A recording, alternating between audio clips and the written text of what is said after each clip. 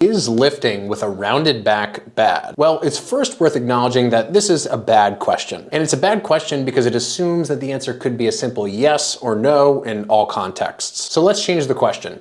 In absolute, is lifting with a rounded back inherently dangerous for your spine? The answer is no, definitely not. In fact, lifting with a rounded back is the very thing that will make your back more resilient in the rounded position. Think about it this way. If someone came up to you in the gym as you were doing biceps curl and said, "Bro, don't do that. It's bad for your elbow to bend your elbow," you would probably think that was a joke, and you'd be right to think so. And the same applies to lifting with a rounded back on an inherent level. I personally like to do deadlifts where the goal is to lift as much weight as possible with a little bit of a rounded back, just simply because I'm pain-free in that position and I'm also the strongest in that position. So does this mean that rounding your back is good for all goals and all people? The answer is clearly no. Example number one, if you wanted to make a hinge motion more hip dominant, you'd want to predominantly just isolate the hip hinging without moving your spine as much. And this means using more of a neutral spine so that you can place more load on the hips. Example number two, if you're someone who has severe back pain in a rounded back deadlifting position,